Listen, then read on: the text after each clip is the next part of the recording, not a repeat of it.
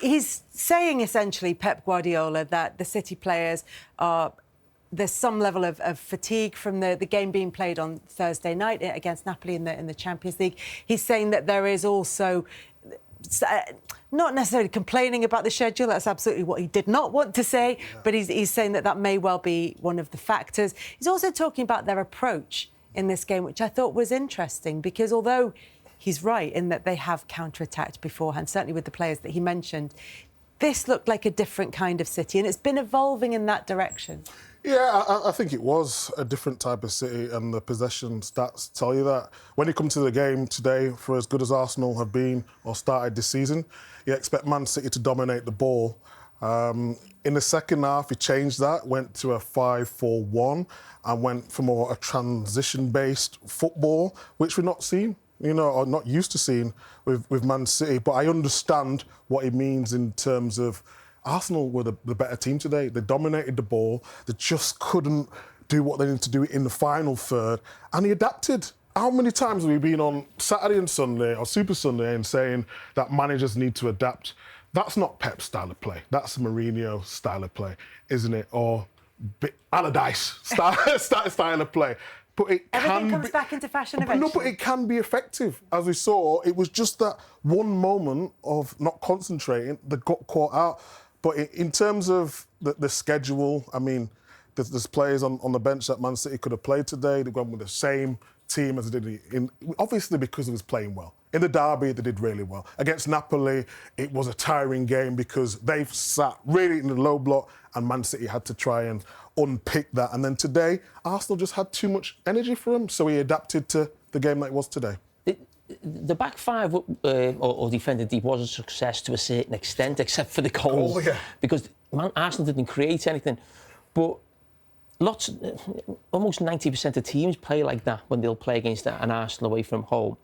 But they had no counter-attack. I know the goal comes from the counter-attack in the first half, but there was nothing in the second half where they really created any. So there's no problem playing like that. But there was so much pressure on that back five or, Manchester City defensively because they never got a breather at all. I mean, probably, we talking about it was strange bringing Erling Haaland off because he's the one who's got the goal first half, but Doku was fantastic and he wanted another midfield player on. Again, that's not Pep's way of doing things, but the thing that will disappoint when we were saying it in here, we've never seen a Man City so poor on the ball and causing the opposition problems, even on that counter-attack. So is the focus then, if we're focusing on the wrong thing, if we're focusing on Manchester City defending deep, being in the low block, should we be focusing on that, what Jamie's saying is effectively sloppiness? Yeah, we felt that, but I still think there's been signs City have obviously improved, certainly over the last few weeks. And they had obviously a big result, beating United, then beating Napoli, but about fatigue and the challenges of trying to win league titles, but that is part of the challenge in playing football matches or players going the extra bit, which City have done over the years. So I'm surprised where Pep, if you're talking about fatigue and schedules, we're in September and they're on the back of 2 home matches, and the United game they were fairly comfortable beating United eventually. Napoli had a man sent off after 20 minutes. They've played 2 home matches. They've not travelled from Russia or Poland when you've had a tough away game. Or the northeast. Yeah, and he actually lives in the northwest. Pep forgot that for a second, yeah.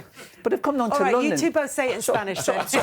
So I just think if Pep's getting that message out in September about the matches, but we all know the challenge of being a footballer is being robust and playing 2 or 3 games a week. And we look at their players on the bench there and the option. I'm sure there must be other managers in the Premiership looking at Pep thinking, Pep, if you think you've got problems with schedules and the strength and depth, my goodness.